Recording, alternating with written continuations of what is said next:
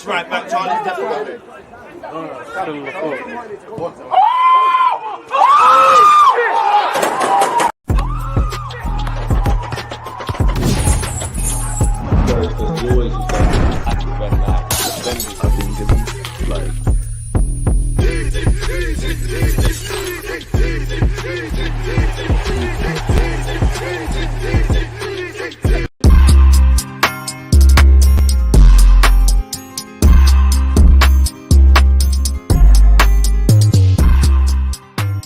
People deluded, I'm back again. Come on, Ian, man. Come on.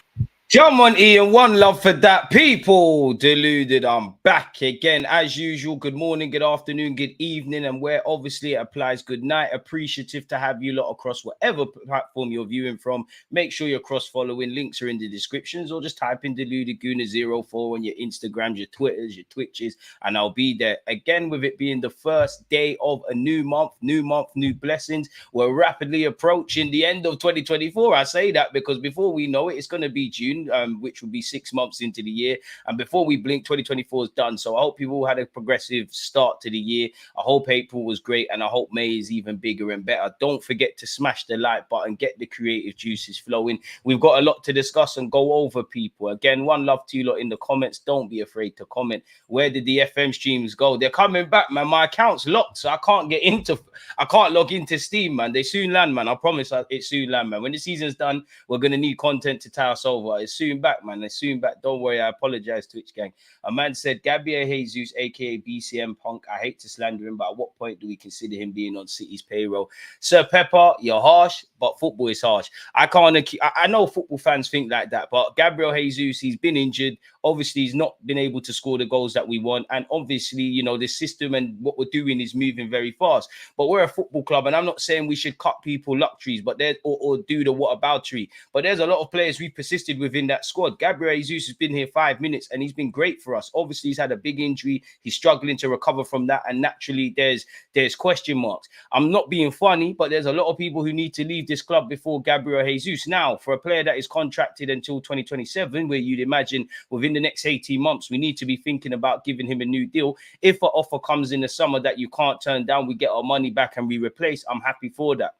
But for me, I'm keeping Gabriel Jesus. If nothing more, as I said, when we signed him, I would have loved the premise of signing Gabriel Jesus, playing him as a number 9, doing all the things we've seen him do for Brazil and City, doing it at Arsenal and playing through the 9. And in many ways, he's been a success. You know, him and Zinchenko, they've been massive successes where Jesus is concerned as a false 9, but he's not been fit. Other people have taken his opportunities. And we need to learn from Manchester City in that he was part of the squad. He can be a versatile squad man. You know, he's shown he can play right wing when we beat City. Obviously, he can play up front and he can play on the left-hand side. I actually feel as we shift the burden away from Gabriel Jesus and being reliant on him scoring goals, he'll actually do a lot better. He's a very good squad player. And again, you know, I say squad lightly because on form, anyone can be in the starting 11, but right now he's nowhere near it. You know, you look at what Spurs, he didn't come on, and I'm pretty sure whenever it was when we played on his birthday, he didn't come on. That is the level raises we want, really. If our squad players consist of, in theory, Trossard, who started, Gabriel Jesus, and people of that ilk, then we're doing all right. I'm not giving up on Gabriel Jesus. I'm the wrong person to ask. Of course, I'm hella biased. He's Brazilian, and I love his fight and stuff. I did also say when we signed him that we're going to find that he's not much different from Lacazette. Of course, he's more mobile, but in the basis of you can do all the other facets of what Mikel Arteta demands from a striker. Putting the ball in the back of the net is not you. I do not regard Jesus as a success, no better than Lacazette. I want Partey gone as much money as we can get from him and run. I do think we need to find that long-term Partey replacement, but I can't, again, I hope to be wrong, but put yourself in the buyer's shoes. Are you going to buy Thomas Partey? Thomas Partey in terms of ability, no question. But considering the fact that he's 31 this year, can't really stay fit. You know, the Spurs game was his second 90 minutes since August. He's going to be a free agent, you know, next summer. And if you're a foreign club, you can agree a move for him 6 months from the summer. And he's obviously on big wages. Are you going to be queuing up to give Arsenal 25 million and him a sell-on clause and a signing on fee and the wages he probably wants? Is probably a myth, and it's a shame. I think I speak for all Arsenal fans. When Thomas Partey's fit, he walks into our 11. He's almost a unicorn. He can do what Declan Rice does and also play more defense, splitting passes. I feel in the same way what's his name? Declan Rice was described as a lighthouse by Mikel Arteta. So is Partey. You can see Declan Rice, Odegaard, and a lot of players' eyes light up when they play with Partey. And I feel one thing I feel sorry for Declan Rice is for large parts of the season, he's had to do it all himself. And I've said it before, in the summer, for me, we need to, get another winger. I would love a striker. Central midfield has to be addressed. I love Thomas Partey and Jorginho. Jorginho is not a 38-game player as much as I like him. There's certain game states.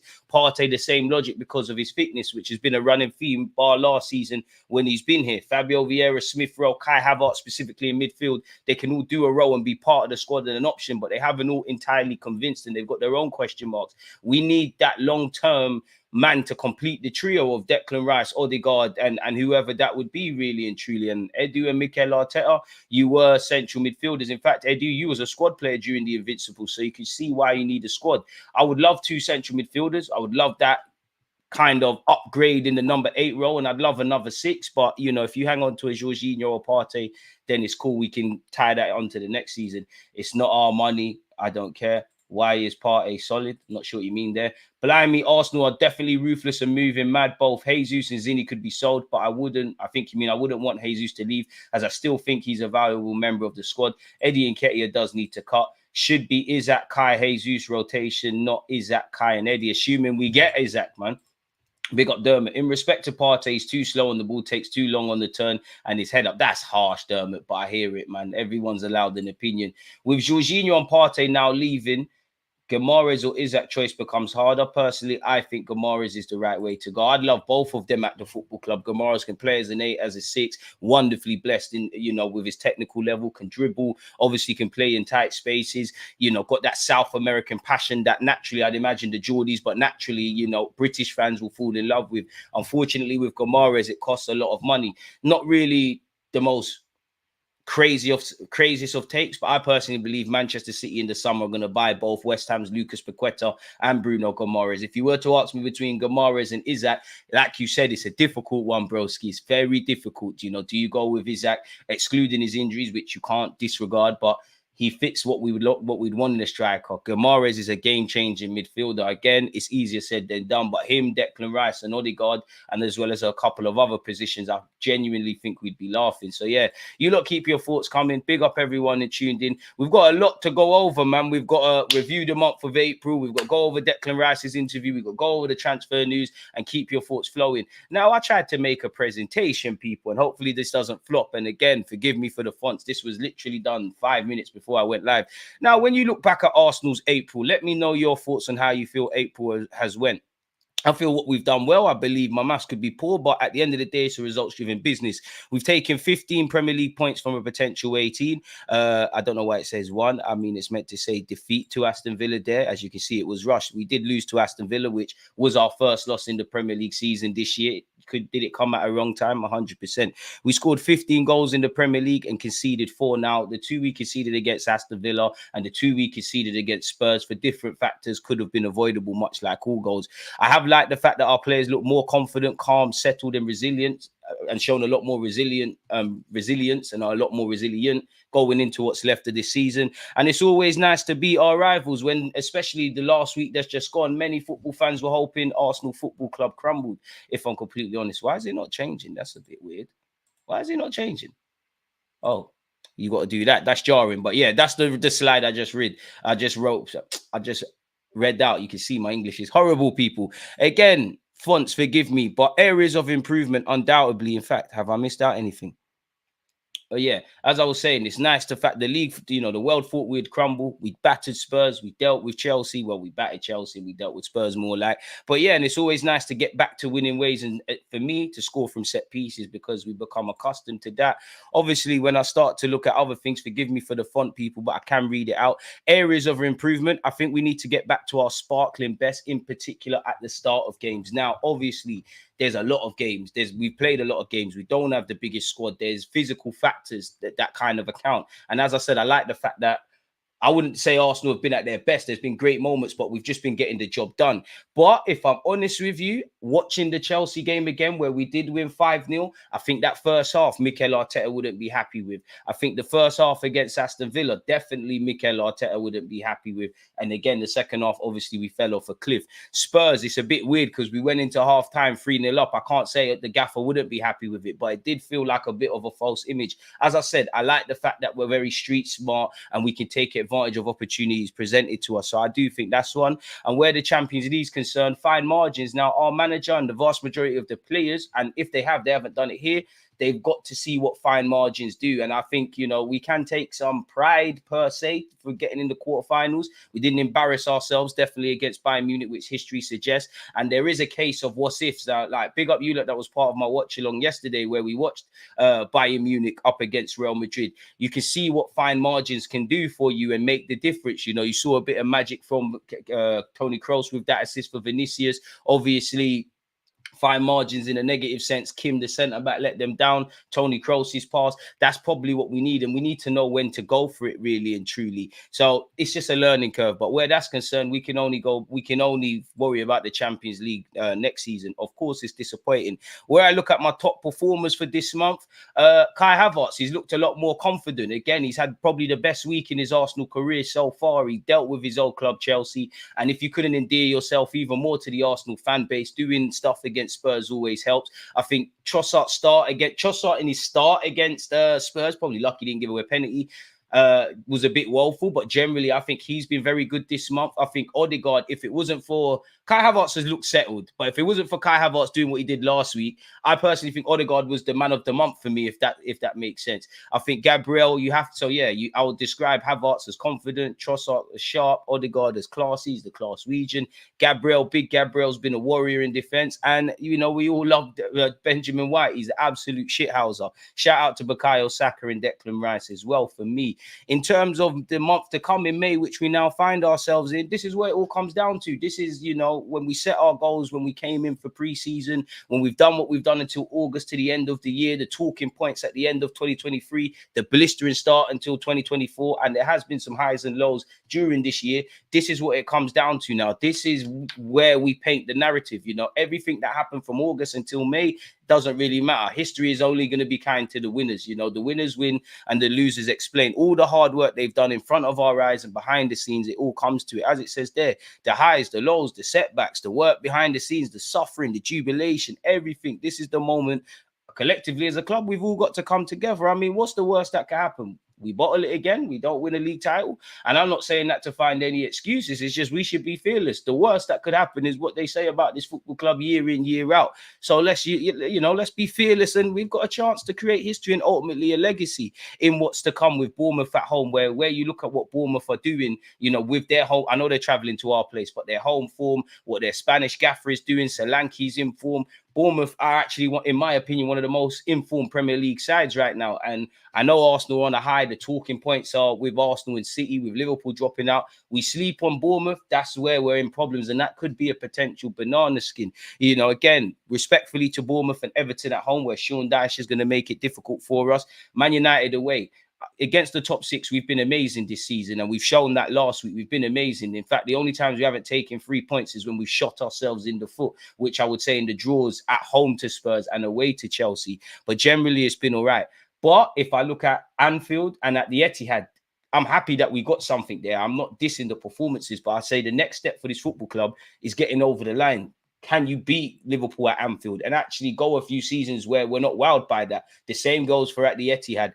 And Old Trafford, United are not doing what all these clubs are doing, but we have one consistency that's remained consistent in an inconsistent period at Manchester United is Arsenal have travelled up there and not got 3 points. Now I'm 29. I've seen my team win a league title there, and I want them kind of memories. So yeah, man, as you can see there, man, death smiles at us all, man. All a man can do, and a woman, but all a man can do is smile back, really and truly. And obviously, I'm not trying to be dark, but death being us not winning the trophy or whatever, we've got to meet our makers in that regard. So let's do what we need to do, man. Away from that, what's the final slide? Monthly talking points, obviously with Havertz's form, and let me know your thoughts.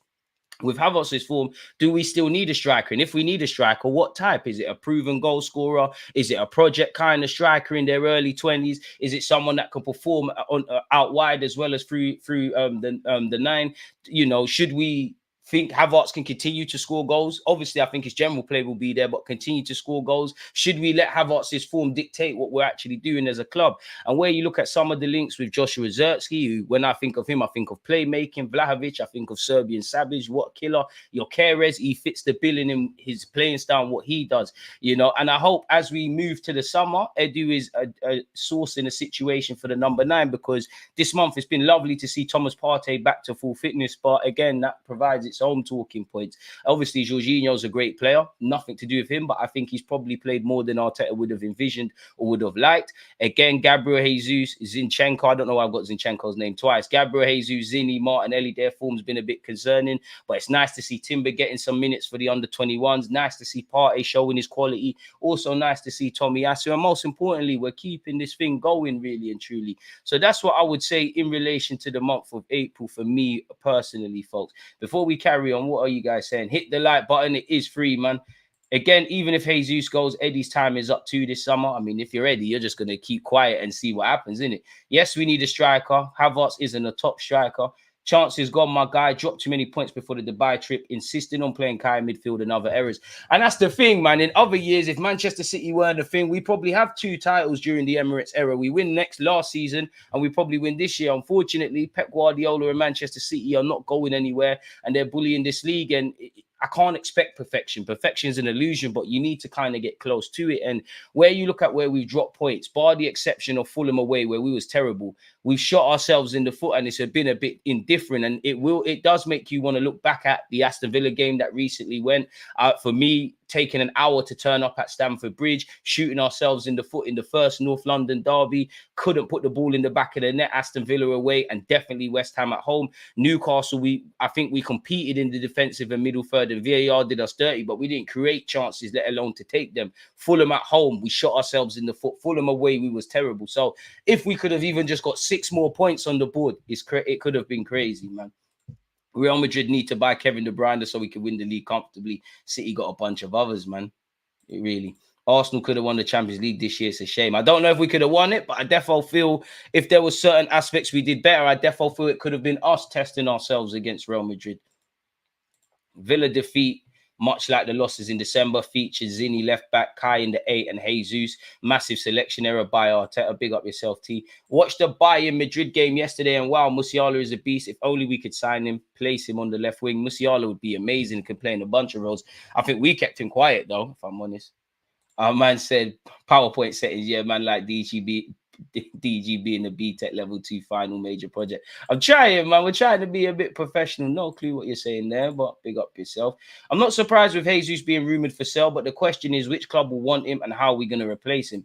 And that's the thing. Like, you go on social media, you see, oh, sell Trossard, sell Jesus, sell this. And for me, if you're not Declan Rice, Bukayo Saka, Martin Odegaard, Saliba, Gabriel, I would be open. Everyone's got a price. I wouldn't force you out, but we're finally getting a half decent squad, and we've got an experienced group. Really, you know, Jesus, we're gonna have to replace that. We've not addressed all the holes in our team before we talk about other things. Now, if Jesus wants to cut, fair enough. Really, Eddie, Zini, Cedric, Marquinhos, Tavares, Lokonga. Sadly, Nelson and Smith Rowe need to dip.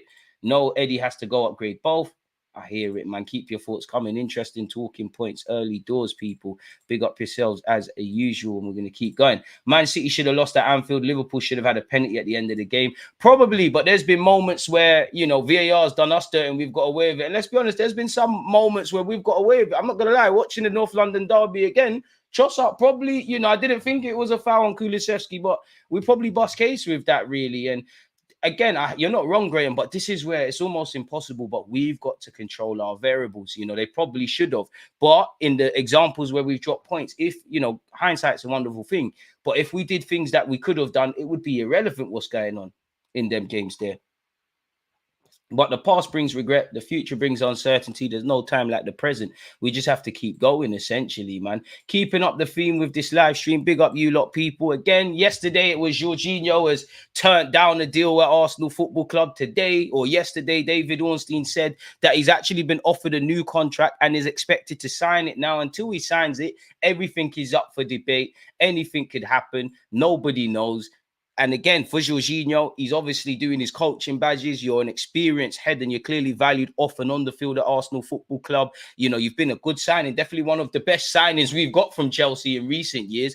But at 32 years of age, if he wants to go back to Italy, go to Brazil, get a Saudi payday or stay at Arsenal, or sign for someone like Juventus in Italy, he reserves the right to do whatever he wants, people. But it's been 12 million well spent. Apparently, he signed an 18-month deal with the option of a further year. Now, some of the ITKs on social media are saying that the date to extend his contract, like take out that option, has expired. So we have to get a new deal outright. I don't know if they're talking facts. Again, Jorginho's been a good signing. And another one, not as extreme as Havertz, but someone that was unnecessarily written off before he kicked the ball. And not that I know anything, I've been wrong about many things, but you can go and check my videos. I said give this man a chance. He's got a lot of faults, which we saw the mistake against Aston Villa, the mistake against Spurs in the North London derby, but there's been plenty of games this experienced Italian international has done well for us, people. He's played 35 apologies in all comps this season. Apparently, the future of fellow defensive midfielder Thomas Partey, whose terms expire in June 2025, remain unclear, but the Ghana international has returned to fitness recently after several months out with a hamstring injury, and we all know he was a key member of Spurs and Chelsea's team. Meanwhile, Arsenal sporting director Edu Gaspar and his assistant Jason Atto visited Saudi Arabia last week on what is being described as a meet and greet trip, which is focused on getting to know the relevant Saudi Pro League personnel and processes rather than discussing individual players and potential deals. Now, if we're trying to get the know-how, then that's new business development, fair enough. But you know, you look at someone like Thomas Partey, we struggled to get you off the wage bill last summer. If we're going and becoming pally-pally with the Saudis who are buying all these experienced players, football's like life. It's about who you know. So if we, you know, there's no point having grub if you ain't got shots. So if we've got the plugs and if we've got the relevant clients and we've got the grub, then Partey could go over there. So I do think a bit of that is about maybe flogging some players, people. We all know Jorginho always draws praise from Arteta, so I'm happy to keep Jorginho, but I think we need to upgrade upon him once again and find that long-term partner. Fabrizio Romano has also spoken on Jorginho. Let me know your thoughts, and don't forget to like, comment, and subscribe, people. It's a big day of content. We will be watching the Champions League together, and big up to you lot who was part of my watch-along yesterday. One of the big stories yesterday is the news that Jorginho looks set to sign a new contract to extend his stay at Arsenal, with his previous deal having been due to expire this summer, making him a free agent and resulting in some speculation about interest from Juventus. The negotiation is advanced for Jorginho to extend his stay at Arsenal, so I think that must mean Partey is going to move on. But who knows, with his form and prolonged fitness, that might change things, or what we're able or not able to do in the summer, or offers that come, you know, because the players that are evidently up for sale, some more aggressively than others, offers might not come, they might not want to go. There's all a lot of moving parts, and Arsenal have to kind of be fluid to move in several directions, people. More will follow in the next days, but talks are advancing well, and Jorginho is happy at Arsenal, as his agent has said. They are confident to continue together. I'm not aware of contacts with Juventus, honestly, despite what's been reported elsewhere. And obviously, Maximiliano Allegri is departing Juventus, and there's a new manager coming in, projected to be Thiago Motta. Again, if the club want whoever they want, they get him. But are they really going to make a decision on a free agent like Jorginho and without speaking to whoever the new manager is and seeing if they're down for it? Some fans have also asked me about how this deal might affect Thomas Partey's future, but my understanding is that this is a separate topic, not linked to Jorginho. It will be discussed after the end of the season, so it's wait and see mode. Arsenal are hopeful that Jorginho will snub interest from clubs in Italy and sign a new contract. We all know his deal is set to expire in June. Arsenal have offered fresh terms. We value the 35-year-old, and we hope he signs a new deal. He's understood to be settled here. He's got interest from Juventus, Lazio, and Napoli, people. So we'll have to see exactly what's going on here. This article has said, you know, El Nene is probably going to cut, but the futures of Partey, Smith Rowe, El Nene, and Lokonga all remain uncertain. You need to cut. You need to cut. Would love for you to stay, but I understand if Partey's moved on. And Smith Rowe, I don't even want to say it, but it is looking uncertain, man. And he did have interest in January from West Ham, so you just never know.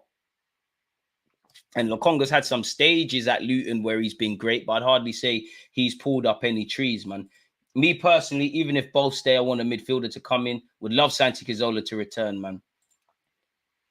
If I'm honest, I think Jorginho will join Arteta's coaching staff within a few years, probably even Granit Xhaka as well once he's done in Germany. When we gave Eddie a chance to prove himself last season, he surprised a lot of fans how good he handled the Prem. I feel like Arteta doesn't give him enough chances to grow as a player. I hear that, you know, and you're right. But at what point does Eddie Nketiah, and I like his mentality, I like how realistic he is about the situation. I like his attitude towards things. But at the end of the day, this ain't a charity. This ain't Sunday League. You know, Eddie, you're right. When he stepped in, he's done well. And I do think people get onto him. But Eddie probably needs to go somewhere to reach that next level. And, you know, it's not Eddie. I do think Eddie's a more natural goal scorer than someone like Gabriel Jesus. But none of our strikers, quote unquote, are described as clinical, whether they're scoring goals at the moment. You know, if you're not affecting the game when you're not scoring, how vital is Eddie Nketiah? It is harsh when you're only getting 10 or so minutes. Havertz a stronger option. A new striker's a stronger option. Trossard a stronger option. Gabriel Jesus a stronger option. Just the reality of the situation. And, you know, even Gabriel Jesus has been on the peripheral things. Whatever way we shape it, if life was fair, we'd all have a lot less. I'm sure Arteta would love to give equal game time to everyone. Me, I would love to have seen at times Trossard get more starts, Saka get more rest, Martinelli be taken out of the 11, Fabio Vieira when fit get an opportunity, Gabriel Jesus, even recent, even though he deserves to be on the bench, get a run in the side, and I'm sure there's plenty of others. But whatever way we shape it, with 3 games left, we're fighting for the league title. So every decision Arteta's made has been for the collective good. And that's the reality. We're not here to make friends. We're not here to be fair. We're here to achieve things. As much as we've got a family-orientated atmosphere and everyone's here, we're not here to make friends. You make friends in whatever. This is football. So I do hear you, but Eddie Nketiah don't make us stronger, if I'm honest with you. And if, you know, Havertz is scoring and we hope it continues, but Havertz, Jesus, Trossard, if they weren't scoring, they can affect the game more. Unfortunately, Eddie's a passenger, if I'm honest. I do think people sleep on Eddie. I do think if he goes somewhere, plays a lot of games, I'm not saying he'll be the be-all and end-all, but I think he'll surprise a few. That's actually a good quality I think Eddie Nketiah possesses. Come on, people, get the likes up, man. Smash the like button. So that's that. Keeping up the theme with Gabriel Jesus, apparently his fitness and finishing issues risk him making him dispensable for Arsenal. I think it's the fitness more than the finishing, because Arteta must have known my man's not a strong goal scorer and he never will be. I think it's the fitness thing. We can't rely on you being fit. You've been a big part player. You know, you was a revelation when you signed for the club. In hindsight, that injury at the World Cup was probably the catalyst for where we are now and what we're talking about. In 2023-24, Gabriel Jesus only missed 6 Premier League games through injury. It has felt like more. For real. This season, he's only missed 6. It really has felt like more. He has made 24 league appearances, starting 17 times, but only in a handful of those has he looked the best version of Jesus, which, to be fair, when you're working your way back from injury, that is a grace that you have to give a player. But in terms of us trying to pip City to a title and develop, I understand fans' impatience. The biggest thing with Jesus is the lack of goals. Those 24 appearances have yielded just 4 goals. What's more, Jesus is no longer the automatic pick at centre forward. And ironically, I think his injury, Kai Havertz's struggles in central midfield, is what we're seeing now. But that's football. And Havertz is doing well, and he's rightly so ahead of Jesus in the pecking order. And the club's in a real sweet spot. Has led the team evolving in a different direction since the end of January. Arsenal played 13 games. Jesus has started just 2 as the team spearhead, and it's sad because his latest injury, we played away to Nottingham Forest, he looked quite good. On 3 more occasions, he has been an unused substitute, including the North London derby, which has got to hurt, but the collective comes first. When Jesus arrived at Arsenal in 2022, Arteta said he changed our world, which he did, but the world's always changing and his world might change. And now Arsenal's world has changed again. While Jesus is under contract until 2027, and he's 27 years of age. Next year, we have to be thinking about a new deal of such. So I understand these things. I don't think Jesus will be forced out, but if he kicks up a fuss, we've got other plans, then you're no longer indispensable at the football club, really. He's under contract until 2027. His future is not guaranteed. If an offer were to arrive for the 27-year-old Brazil international in the upcoming transfer window, Arsenal would be prepared to listen. Despite Jesus regularly appearing in Arsenal's matchday squad, fitness has undoubtedly been a factor in his huge drop-off this season. And again, durability. The vast majority of the players we like, they're not really durable, if I'm honest. Jesus is not, it can't be bet on with fitness. Zinchenko can't. Tomiyasu can't really. Partey can't. Fabio Vieira, as it all has said here, hasn't been able to. And we all know his injuries stem back from the World Cup in 2022. And he has said before that, you know, I can't remember the last time I played without pain. I'm not a doctor, but is this an opportunity for you to have some surgery and get over this? He said, in my best moment, one of the best moments in my career, I went to the World Cup and ended up getting injured. And today I still have these little problems with my knee. He said, honestly, I don't know if my knee will be good enough to be available, but it's still 3 months away when spoken about Copa America. So we'll see what happens. Even here at Arsenal, there are things that you have to hold on to. Go train, play, train today, don't train, play. In short, it's difficult, but my desire is always to be available for both Arsenal and the national team. Subscribe if you haven't. He's a fighter. It doesn't matter if at the end of the season I have to open my knee and correct what's getting in the way and end up missing out on the chance to play in the Copa America. I'm just trying to get fit and help Arsenal as much as I can. And to be honest, I think you and Benjamin White will go under the knife. And I wonder what the landscape will look at next season, because there's been rumours Benjamin White has delayed surgery, Jesus the same. David Raya and Saliba could be playing at the Olympics. That's 4 kind of key players that might not be there for whatever reason at the start of the season, people. Apparently, people, when looking at Jesus and Havertz, apparently they both average 0.4 expected goals per night in the Premier League. They also both average 6 successful duels in each game. But there's a stark difference in conversion rate. Havertz's shot conversion, including blocks, is 21%. Jesus is just 7%. That could be explained by Jesus taking on more speculative shots. This can't. Havertz has taken 48% of his big chances. Jesus only 30%, which is, this just tells me we need another striker. I love what they're doing. I love what they bring to the squad, but we need a gunman. The data shows Jesus is getting fewer chances than he did last season and is finishing more erratically. There have been highlights in Jesus' campaign. His form in the Champions League this season has been a bright spark, and he did do quite well against Bayern. And he obviously is a versatile player. I'm trying to skip through the Tosh people of this. Until recently, it seemed a certainty Arsenal would add a new central forward this summer. Havertz's form and the growing need in other areas have led to their priority shifting somewhat. They remain interested in acquiring a new attacker and would be open to selling Eddie Nketiah or potentially even Jesus to facilitate that. That would require a buyer. A prospective suitor has yet to emerge. Although in visiting Saudi Arabia, sporting director Eddie has begun the process of courting clubs who could help Arsenal offload players deemed dispensable. Someone of Jesus' quality would likely have options in Europe too. There remains a chance Jesus stays at Arsenal, and Arteta would not be disappointed to retain a player he loves working with. But the fact that Arsenal, even considering a sale, represents quite a dramatic shift. A player who was once the poster boy for the no-look Arsenal has moved to the peripheral. No one at Arsenal doubts Jesus' quality or his character. The issue may then be reliability, both in terms of fitness and his finishing. And I don't think anybody can disagree with that.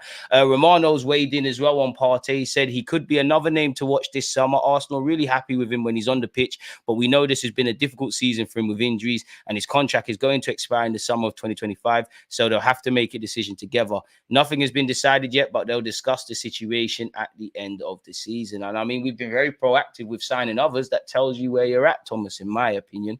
Let's start closing things as well, just because it makes my life a tiny bit easier. On Santiago Jimenez, he was spotted at the North London derby and has been linked with Spurs and Arsenal. I'm not aware of any advanced discussions with Arsenal. There are many clubs interested in him after his fine form in the Eredivisie, but I'm not aware of any contacts with Arsenal. With Arne Slot leaving Feyenoord to become Liverpool manager, there's a concrete chance for Jimenez to leave as well this summer. He wants to look for opportunities, and of course, we know Arsenal are looking for attacking players, but I'm not aware of this being anything concrete just yet. The asking price will be something like 40 to 45 million euros. So let's see how much Arsenal decide they want to invest in that position. They might decide to go for a bigger investment like Gyökeres, who is appreciated by Arsenal, or we'll see if they prefer a cheaper option like Jimenez. People, who knows exactly what that means. Would you take Ronaldo on the free? Cristiano Ronaldo is a wonderful player, but all baggage included. Myth. Arteta did give lots of players a chance to prove themselves. If Arteta does not trust a player, it's on the player, not Arteta, right? I don't think there's a single player in the team Arteta doesn't trust. But if your form's not doing the business, you're not doing the business. What have you put here, Ben? Oh, Jesus' injuries. Jesus missed much more. Fair enough. From the end of Wenger's squad and Emre's team, except Xhaka, which will improve our team. Which player will improve our team? I think you mean. It's difficult off the top of my head.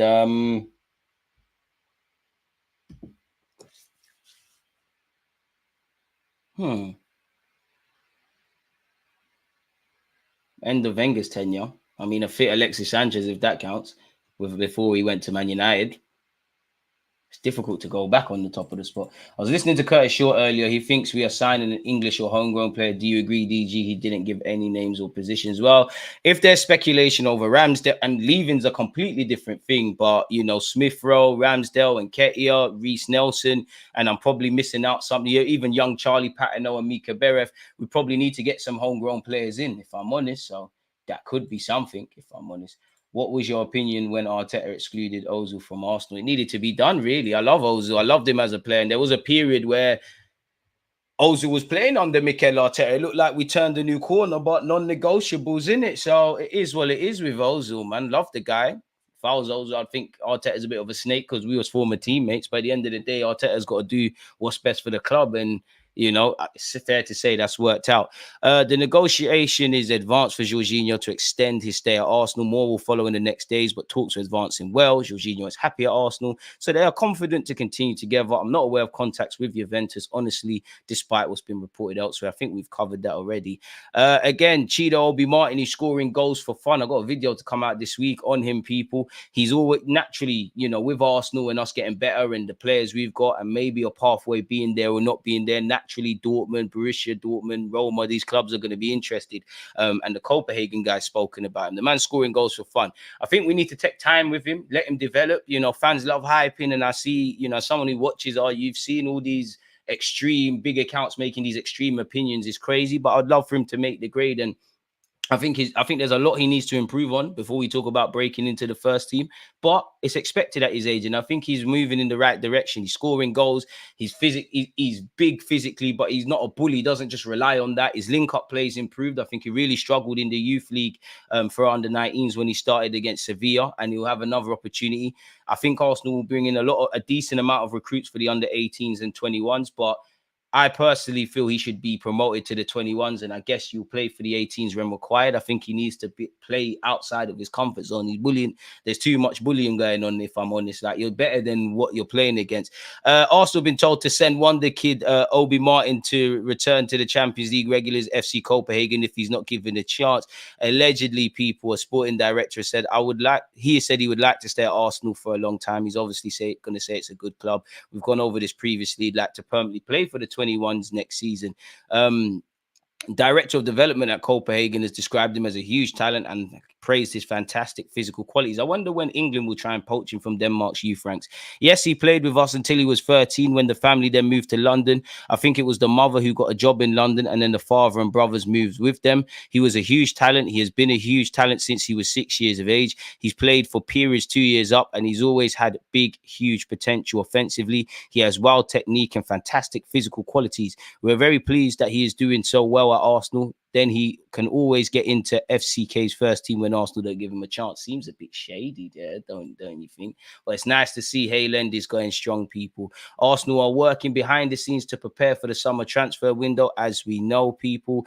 Benjamin Sesko's agent was pictured at an Arsenal game recently, and Sesko seems to continuously be linked with us. Would love that. Lehman has said he doesn't think we will win the Premier League, and he said we're a bit too cautious. He has said, Arteta done a good job, but unfortunately you're talking to a guy who loves Arsenal, wants them to win, not just to be up there. I was very disappointed with how they lost to Bayern Munich in the Champions League. I think we all were. Afterwards, they showed a great reaction beating Chelsea and Spurs, but to be a big club, you have to win trophies. They were very different to us, Invincibles, in their approach, much more cautious and slow with the ball. Physically, they run a lot more and have more high-intensity runs, but they don't play faster than us because we have a one-touch team. They all take 3-4 touches at a time, and if you're too cautious in football, you can't win trophies. Most of the time, the bravest teams win the league. I'd love them to win the title, but that has cost them in certain games. It's a gift and a curse. I do think our added cautious approach has made us a lot more street smart and has been a catalyst for what we've done. But I guess the next step for Arteta is probably doing what Lehman is saying. It's 20 years since we won the league, and I hope Arsenal win, but it's not in their hands anymore, and that's the weakness, and that's the be all and end all for me. Pardon me. He then spoke about Ramsdale. Said, I never ever understood the Ramsdale decision. Well, I do, based on what Raya gives us in possession. If you have a good, brave English goalkeeper at a big English club doing well, then you bring in a Spanish guy who's never played for a big club at that level. It just doesn't make sense. That's what Arteta wanted to do, and it's worked out. It's not like Raya's had shaky moments. The latest being in the North London derby, but you know, I think in terms of everything Arteta wants on the ball from a goalkeeper, he's better. He's better than Ramsdale at. Do I think they're in the same bracket? Do I think in a few years, if Raya was still having these conversations, there might be a chance to upgrade? I'm not sure, man. Did you hear about this NBA thing, Bad Boy Sport? You're going to have to update me. I don't have a clue. Smash the like button if you haven't. We've only got 59 likes. What's going on, folks? Moving away from that, Arsenal will accept offers for trio to fund Guimaraes' move, sources have said. Arsenal are willing to sell Reece Nelson, Emile Smith-Rowe and Eddie Nketiah this summer to fund a move for Newcastle star Bruno Guimaraes, sources have told Football Insider. Allegedly, all three are now surplus to requirements, and we have heard before Bruno has a £100 million release clause. So you'd imagine with a cash injection from the Cronkies and sales, if there is some money going about, we could throw our hat into the Guimaraes ring, but a bit of a myth. Timber got 70 minutes for the under-21s against Liverpool, people, building on to the 45 minutes he got against Blackburn Rovers under-21s and scored. And there's hope that he'll be in the matchday squad for Bournemouth, people, coming at the weekend, which we all hope would be the case. And nice to see him back in training. Romano has said there's a concrete possibility for a number of players to leave Arsenal this summer. For example, Cedric Suarez will be leaving on a free as his contract is expiring. That's already decided. Eddie Nketiah, I think there's a concrete possibility that he could move on, and he's always had plenty of interest from clubs in the Premier League and Bundesliga. In the past, we've seen interest from West Ham, Crystal Palace and Borussia Mönchengladbach. Now let's see if any teams will make a proposal this summer, people. Again, Kai Havertz could alter our attacking option recruitment plans. This article has said we're looking at Inter Milan's Marcus Thuram, who recently just won the Scudetto, I believe, or otherwise known as the Serie A. I like him, but I'm not really convinced. If he signs for Arsenal, I'd be all for it. He's got 12 goals and has got 12 assists for Inter this season, people. So make of that what you will. And we're still linked with Gyökeres, as we've said about 30 million times. We've gone over that already. That was just for me. That's Declan Rice. We'll circle back on that. Arsenal hope to complete their defence with the addition of an Ajax defender labelled the real deal. Though why a transfer this summer will test the Gunners has been revealed. Even if Ajax don't want to let go of Hatto, give them the money and say, you know what, a year from now you're joining us, because this man will be a star. We're clearly a fan of the 18-year-old man who's a centre-back by trade, also left-footed and can play left-back, young, impressionable, would love it. But this is said we want him this summer. A move the following summer in 2025 is probably more likely, people. Arsenal have scouted the talented young Ajax defender Hatto multiple times, but he's now set to sign a new contract and everyone will be interested in him. The new deal will be valid until June 2028 with no release clause, and he's previously spoken about hoping to follow in Timber's footsteps to the Premier League or a big club. So there is, not that Ajax isn't. So there's no movement expected for Hatto this summer, but it could change, especially in 2025, and Arsenal are one of the teams who have sent scouts to monitor him on several occasions. You'd imagine he plays for Holland at the Euro, so we'll get to see exactly what's going on there. Arsenal face a dilemma this summer after number one goalkeeper David Raya was selected in Spain's provisional squad for the Olympics in Paris. There's also rumours that William Saliba could be involved in that. I don't imagine he goes Euros and Olympics, but why not? I mean, this article has rated Frankie de Jong's chances of leaving by Barcelona, and what clubs he could go to. Skip past PSG, Liverpool, United, and looking at Arsenal. He would be lit for us, really and truly, but gonna cost big money. Big money. Marcus Rashford has been linked with us in the recent days, and I know Arteta loves a project, and I like Rashford as a player, but is it the right option? I'm not sure. Charles Watson said Rashford's name seems to pop up now again on social media in connection with Arsenal. There's not really been any links in terms of a transfer, but it seems to be a talking point amongst fans from time to time. We have to wait and see if his future lies away from Old Trafford. I think the rumours that have come out of United is that he wants to stay and fight. Lies away from Old Trafford, but if he does go, I don't see Arsenal as a possible destination. He's on big wages, and I just don't see Arsenal going near them. A forward who can play out wide is certainly a priority for Arsenal, but I don't see that being Rashford. Arteta, has shown with the job he has done turning Kai Havertz around that he can revitalise careers. He also did that differently about Odegaard as well, that had seemingly started to stagnate, and I have no doubt he could probably do that with someone like Rashford as well. But having said that, I just don't see Rashford being worth the gamble. I hear that, people. We're being linked with Joshua Zirkzee again, and apparently it will take 50 to 60 million euros for him. I mean, Martinelli, I was just reading this really, but Martinelli does face a fight to get his first team spot back. Arsenal have still been linked with Nouri. He's expected to depart Wolves this summer. He's been linked with a bunch of clubs. Says here, Arsenal, Chelsea, City are looking at him. I think from my understanding, Wolves are gearing up as if he might be sold. He's a fantastic player. He's really matured. They like him a lot. He's a 22-year-old, perfect age. I think we'll see him move on this summer. Fair enough. And then Bailey's also gone on to say, I think we'll see two big departures from Wolves. I think Neto and Nouri are most likely. I think Cunha is more likely to stay. I think we'll see those two go. I think Wolves are doing work on finding a left back, and Nouri will get that move. I think they'll make a very, very healthy profit on him. Should we go back for Pedro now? Let me know your thoughts. We'll get into this Declan Rice thing in a minute, and we'll have to scroll through the tosh of this article because it is a lot, people. But we're moving. DG, we said the same about Havertz last year. We need a winger, and Rashford can play 9 and left wing. I'm not going to lie, I can see it happening. I mean, as much as Arteta is a great manager, he's not a miracle worker, and I do think there's more use for Havertz in an Arteta system than Marcus Rashford. I have no doubt at a team that's first and foremost, has a lot more solidity on and off the field than Man United have. Obviously, Mikel Arteta has shown he can get a tune out of damaged goods, but he's not Jesus. There are going to be some signings that don't work out. I would have Rashford. I think he's got the physicality. I think he's got the raw ability. I just don't think his decision-making as a 26-year-old is enough. Man United are going to want an important fee, especially if they're selling him to rivals. And I don't give a flying monkeys what you get paid, but he's on 300 grand a week. That's going to make, you're going to want something similar. That's going to mash up our wage structure. It just doesn't make sense, really. Rashford is very good on the transition, but I've never been convinced with his footballing IQ, even when he's returned healthy numbers. I do think he would fit the system. He would have to put in a shift defensively, which I don't think he's doing at Man United at the moment, but it just doesn't make sense. I think the illusion of Rashford, the illusion of Rashford is better than the reality, if I'm honest. People need to call, but they're just going to hype, man. They're just going to hype. They're just going to hype people. Trossard is in his prime. He isn't better than what we currently have. And Martinelli will only improve in time. I just think we need, as much as I like projects, and everyone, including the managers of project, probably need players that we've got a bit more guarantees from at this moment in time. And we just can't fix everyone. We can't save everyone, if I'm honest. It comes down to that. Marcus Rashford's international teammate Declan Rice has been speaking to The Athletic. I am going to try and get to just the key parts of this, people. He's been speaking. Apparently, he's explained short relationships are the way forward for him at Arsenal, as opposed to long diagonal outlines, the nuances of a number 8 role that he's been learning on the job. And he's discussed the challenges of coming up against Rodri. Let's see exactly what our £105 million signing has done. He spoke about the Crystal Palace game when we kicked off the season, people. He said, that's coached every day, depending on the opposition and how they set up against us. So we'll watch clips and see how they press and whether they go man to man or whether they sit off. The key is always about finding the free man, which again, Arteta, we've got a thinkers man's team.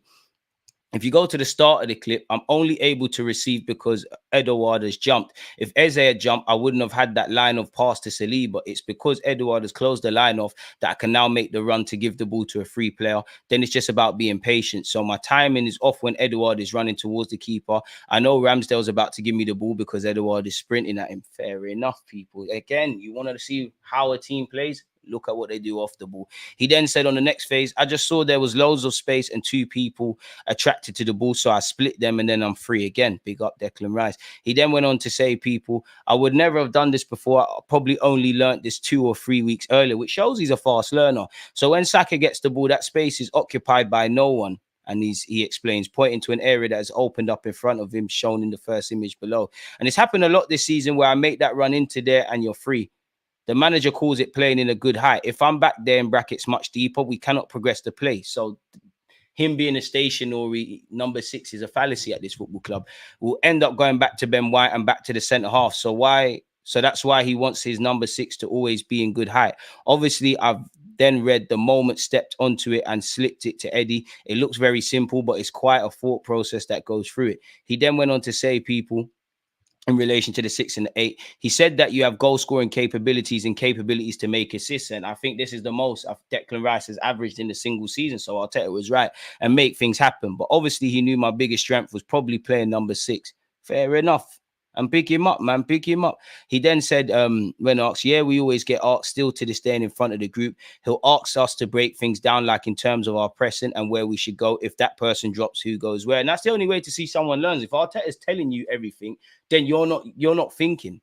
And how are you able to implement what he wants? Sometimes you feel a little bit on the spot because you don't know the answer. But that's the thing. There's no such answer that is stupid. If you don't know, it's best that you learn that in training than learning it on a match day where it could be too late. But my main thing around adaptation was in pre-season when I'd obviously just got there and was trying to gain fitness. And that was something we heard a lot. We played against United and I didn't have the best of games. I wasn't really that fit. And that was when we really tried to play our game model, and you could see I was way out of depth. I didn't really understand anything that goes on. I remember United fans were waffling about this preseason game. Fair to say, the teams have gone in two different parallel directions. There were some good moments when I was trying to learn it, but there was also some moments where you could see I needed to improve a lot. After that, I watched a lot of videos and then on the training field tried to really improve. I think that game against United was a real catalyst to help me out. Obviously, since then, time progressed and we obviously found ourselves playing Everton at home. We're really big on playing same side and work on it. We're going to have an overload because there's two players here pointing towards White and Saka. I know Saka is taking him, Dwight McNeil in, and Ben is on the overlap. Odegaard's marked by the fullback. Obviously, I'm on the ball and pass to Ben, and he gets in and puts in a cross. But just to fake that, to initially go one way, ready to take it back the other side, it shifts everyone. So that's why you see us as a team do that quite a lot. Then he said, see, again here, I'm in that good height that the manager talks about. So once I've played that pass to Saka, I reckon the old me would have just waited behind and sat and held and let the winger go 1 versus 1. My football coach used to tell me, when you paint a picture, don't admire it, get involved. And that's what I got from that. And let the winger go 1v1. But instead, I run off the striker in a good height and then can receive and play, which this is quite an intriguing one, people. Scrolling all the way down again. The manager doesn't like diags. Neither do I, man. If it's on, do it. But I like us to play short passes. He does like diags if you're going to gain an advantage from it. Fair enough, I think, like Arteta. But you see that one I've just played to Saka against Brighton. People will go, that's a great ball. But let me rewind the clip and pause it. Look, Saka doesn't have anyone to play inside to, and he's got another Brighton player coming over. Fair enough, that's true. He's quite isolated, man. He has to go backwards. So if it's there to hit and give you the advantage, you hit it, of course. But if it doesn't, you'd rather you play short relationships, let them come onto you and play around them to create that space, then for him, in brackets, the winger. And then scrolling over, people, you can see how Declan Rice has made, how his players change. He's making less switch passes. A lot of that is because of what Arsenal do as a club and what Arteta does as a manager and what he faced at West Ham, people.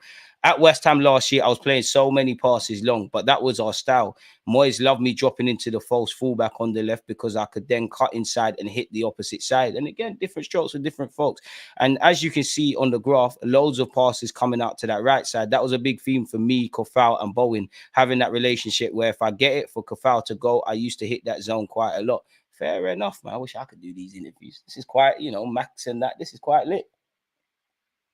And then he turns his attention to a graph that shows switch passes. How many is that? You can tell that's just the way our game model is. It just really isn't set up for long diags unless it gives you an advantage. And again, we can see this, people.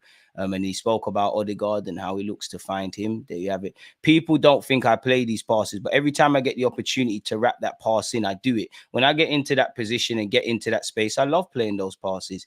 Then, obviously, he went on to speak probably about the City game. He said, I'm hoping that Rico Lewis is going to jump to Raya so that I can then make a move. It's kind of like a game of chess, which has been the case of Arsenal versus City. Lewis is actually in a good position. I think Lewis did quite well in that game against us. Lewis is actually in a good position there because he's defending two of us, Gabriel and Rice. When I move off him, he's got a problem, obviously, with Jorginho going the other way. We work on that a lot. Our midfielders work on different lines and working in relation to one another. So if one moves away, the other moves the other way and most diagonally. As you can see in that clip, that's what happened. But I remember this game, it was hard to play out because Rico Lewis was taking up some really good positionings where he's almost doing two roles. He then says it's nuts, it's hard to explain, but it's our job, isn't it? By next day, it's forgotten. By the night, I probably chilled out. But in that moment, it was unbelievable. And for probably the next hour and a half, I was buzzing when speaking about scoring against Manchester United. Gary Neville describing him as a hero. We've made Gary Neville cry all season. You could hear watching the game again, because obviously I'd be watch-alongs with you lot, people. so I don't have the commentary on. But when I watch the games again, I do. Gary Neville was praying to God that Spurs got something in that game. Spurs Chester United fans really got a cult, man. He then said, yeah, definitely. Definitely that goal was insane. Just how it happened, just because it was against Man United, 96th minute.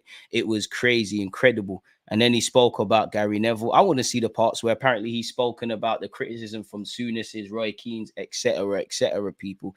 The way that he wants to learn and take positive criticism is really powerful, said Arteta, people. There has been little to criticize Rice about. In big games against big clubs, I've played really well. Amen. You did it against Chelsea. You've done it against City. You did it. Well, Spurs a big club? No, but it's a big game. Oh, Declan Rice is mustard, mate. Done it against Liverpool, where it's him versus the world in one of them defensive actions.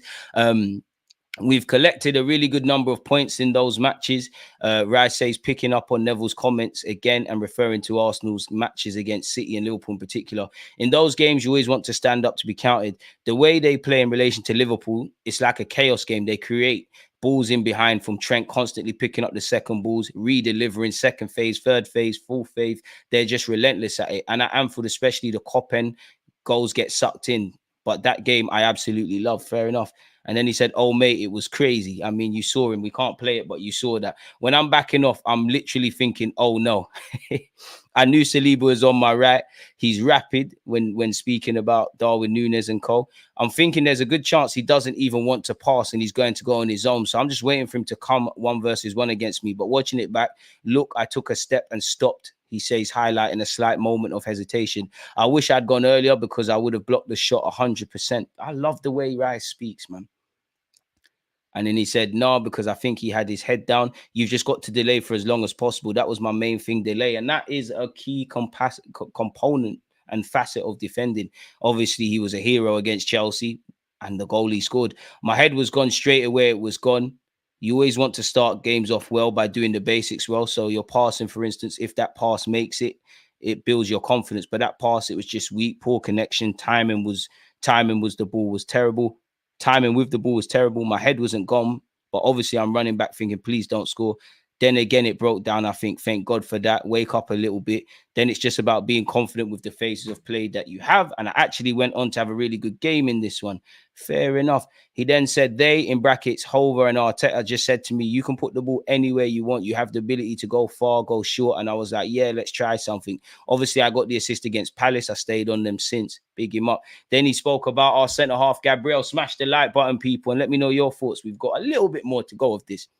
If you watch him, Gabriel, train, he scores about 3 of them a day. He's so aggressive. We play against the kids. He doesn't care. I love it. It's like he's playing in a Premier League match. He scores goals for fun in training. No wonder he does it in games.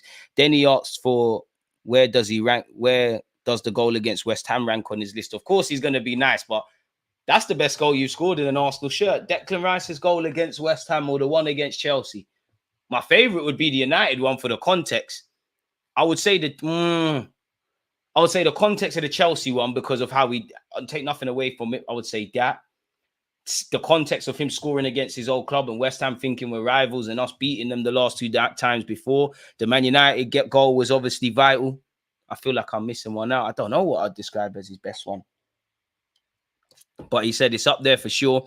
But I've scored 1 or 2 that have been better. The Europa Conference League goal against Gents last season is number 1. And I also scored 1 for West Ham against Watford against Ben Foster and whipped it. But I love this type of shot. It's my favourite. Long may it continue. In fact, that goal against West Ham, he wrapped it, you know. He did wrap it. When the ball is set back to reverse it with whip and pace, it's so hard to stop if it's on target. It was a lovely goal.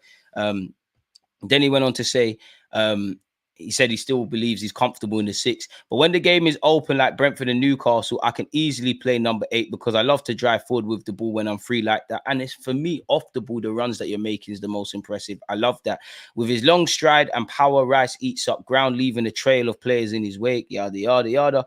He said, this is the best one, says Rice. He goes through the gears in the game against Sevilla in the Champions League.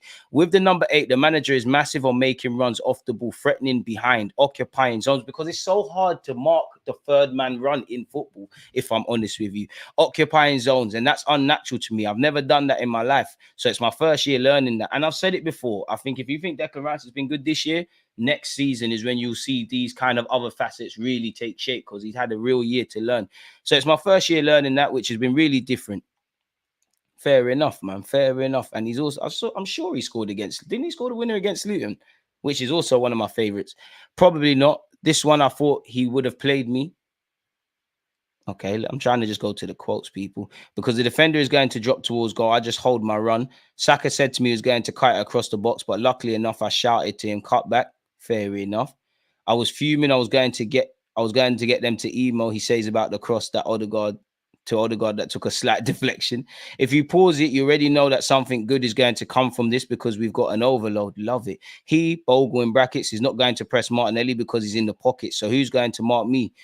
I'm playing off the back of him, so he doesn't know where I am. The centre half has been dragged out of position, and this guy, Sosa, in brackets marking, and Odegaard is sleeping. It seems easy, but we work on that all the time just to gain advantages around the box and realizing where the spare player is, which is lovely. Then on the criticism, which is what I'm here for, people. Which is what I'm here for. No, not really, because Roy Keane, Souness, Jamie Redknapp, people that talk about my goal scoring ability, if you look at their goals, they didn't score hundreds of goals in their careers. To be fair to them, the game was different, but you're true. I think you are right on that. But they're remembered for what they did as midfield players. Roy Keane was breaking up the play, being a hard tackling midfielder, won loads of touts for United, the same with Souness. So I don't know why when it comes to me, it's all about goals, because it's never been my game. The goalposts shift for every manager and player. But since I've been scoring, nobody said anything. Smoky settings, lovely, absolutely lovely. First is tackling an art, I would say so, says Rice, 100%. But people tackle recklessly. I know about timing, but when to tackle, it's about patience, knowing when I can get there and when I can't. If I can't get there, I'll just try to delay. The only time I've seen you kind of switch off defensively is when you've got pure eyes on the ball. And you've clattered Ben Davies for the penalty. And how good was he in that Community Shield game? He was amazing.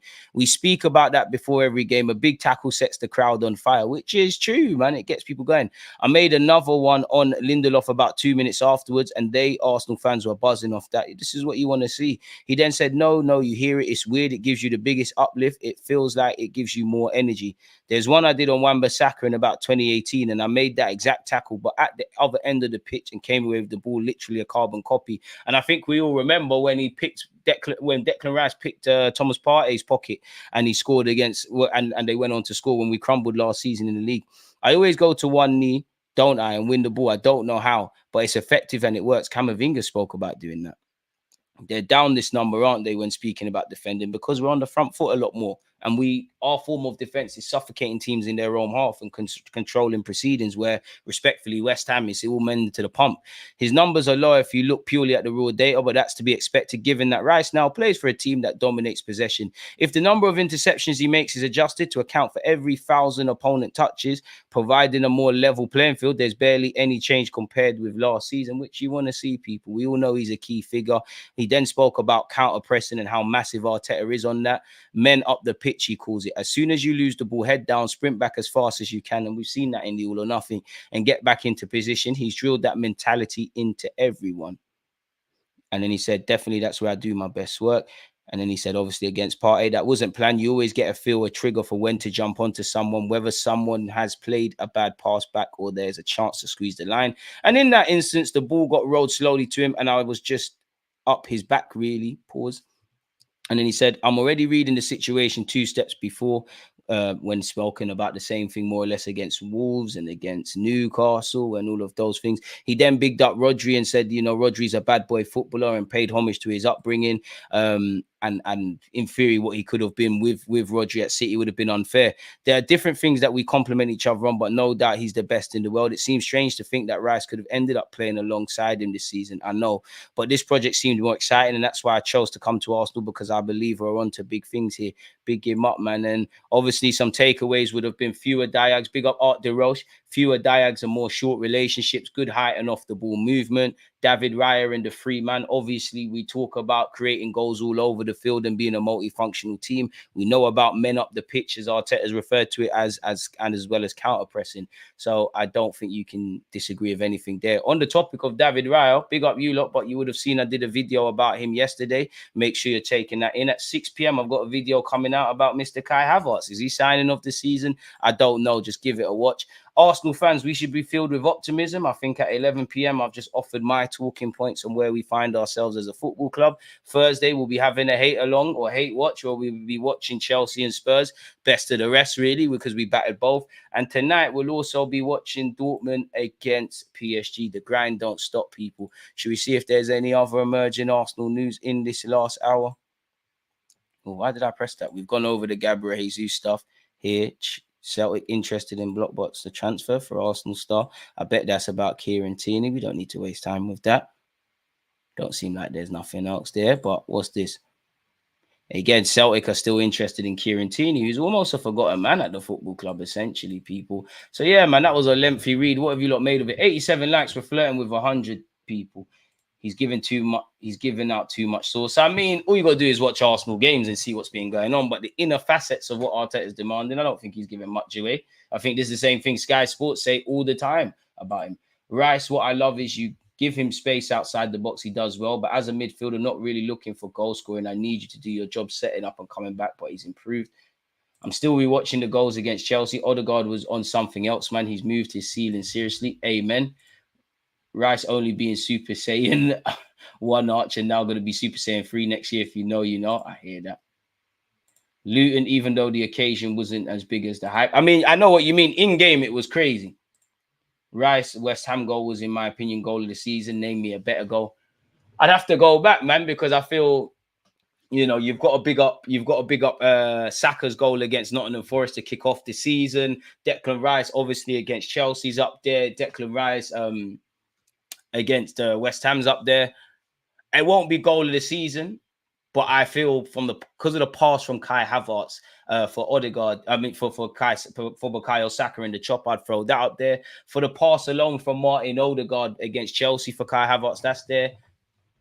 There's definitely been some good goals in the champs. I think, well, Gabriel Jesus hasn't scored many, but the one against Nottingham Forest, was it? I think that would be up there for me. There's been, we've got over 100 goals, man. Like, it's crazy. I'm very wary of commenting on Rashford's attitude for obvious reasons, but yeah, it does seem at United he downs tools. If Arsenal get Bruno, then both Rice and Bruno can run on or onto the ball, or either of them can sit back. That flexibility could be brilliant to have in midfield. It'd be a dream, wouldn't it? I cannot believe Arsenal fans are being serious about Rashford. Tell me you're trolling, guys. I don't know. I feel like Rice speaks too much to the media, a bit too open with them. Probably does, man. The only thing I would say I don't like about Rice is when there's handbags on the football field, it's like he gets angry, then he starts trying to be friends with them. I'm not here for that. I would have Rashford, but I think he has the ability, but his decision-making at times is questionable, especially as an experienced player. Roast beef, you said it there.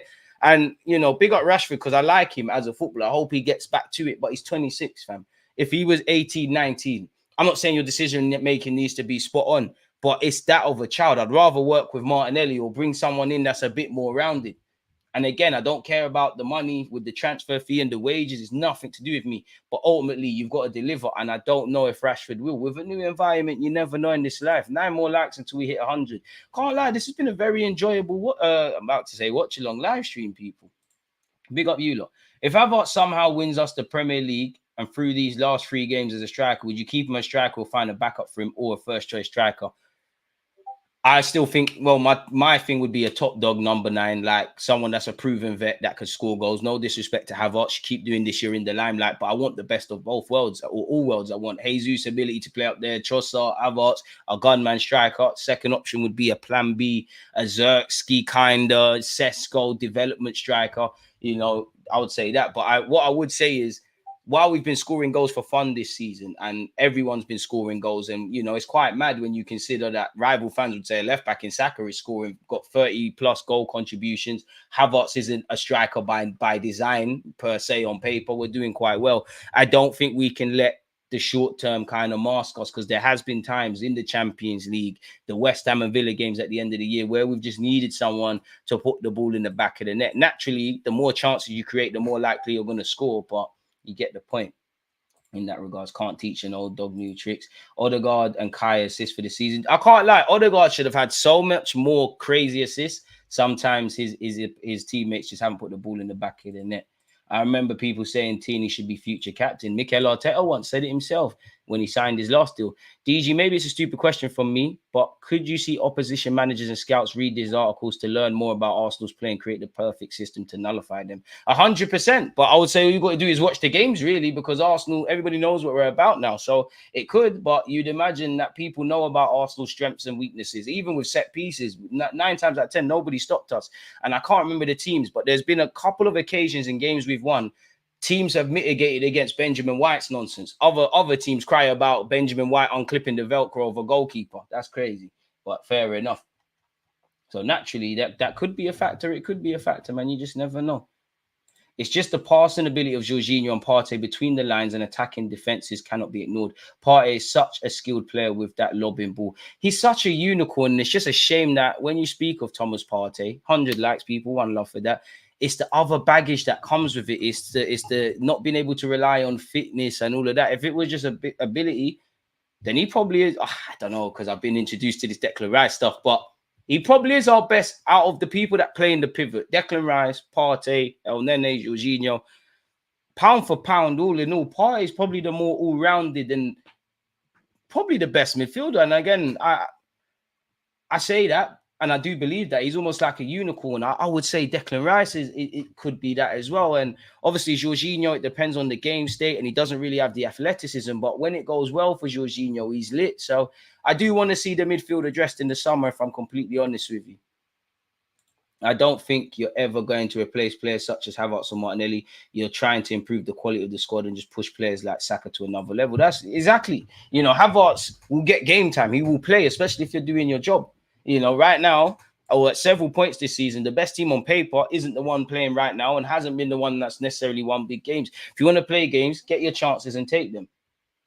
You don't need to read articles to see our weaknesses or not watch the game. Managers will pause everything to see one. Exactly. So it's just down for Arteta to keep developing and finding us new ways and shapes and forms. The Litton Fofana does everything Bruno Gomares can do, and we have an extra body for rotation. 100 million for Bruno is a bad idea. I can't lie, I'm not with 100 million for him. I don't quite think that's necessarily the case with De Jong. I think Bruno's a lot better robustly defensively. Fofana would be a good cut price option, and I would love to explore the opportunity of signing him from Monaco. But beyond just the obvious paper talks and links, it don't really seem like there's anything really credible with that, if I'm completely honest with you. Bournemouth unbeaten going into this game. Any worries? I mean, complacency is a killer, really. Bournemouth, they've got the fact of if they lose, no headlines are written. If they win, it's great. Their manager, who's Spanish and innovative like Arteta, he's great. They've got good home form. They're putting results together. Solanke's an informed player. What was it? We all remember Bournemouth last season, how, at home where that went. I hope it's not a banana skin. At this point in the season, this is where you see shocks. And I hope the shocks apply to Man City, not that you can see them dropping points. What could be the short-term plan for Sesko if he comes to Arsenal? Be a rotational option, really and truly, I would say, if I'm completely honest with you. If that answers it, which I hope it does. But with that being said, though, people, I've got some videos to edit for you lot, people. Again, there's a lot of work that goes into the platform. I appreciate you lot giving up your time listening, your talking points, your differences of opinions, your engagement, whether that's hitting the like button or subscribing. Big up you lot who are actually watching this on LinkedIn, Twitter, and Twitch as well. Obviously, I think a video will come out in relation to Kai Havertz at 6 p.m. At 7:50, 10 minutes before kickoff. We'll be watching PSG versus Borussia Dortmund together.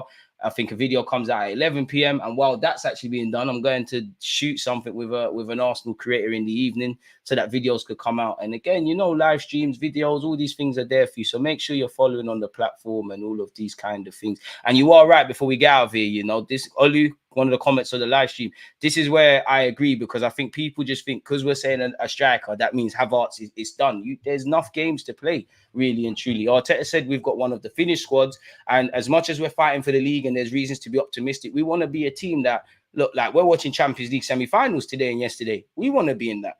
People can say what they want about the FA Cup. I want to be in the final. League Cup, fair enough. It's not really the biggest, but you want to get there. And we've been coping with injuries, and even the players that haven't been injured, we've ran them into the ground to a degree. So we need a squad, man. But yeah, on that note, you lot stay safe, stay blessed. I mean, Mikel Arteta, if we're looking for a left back, one goal wonders are here. Against this right back, Charlie, definitely.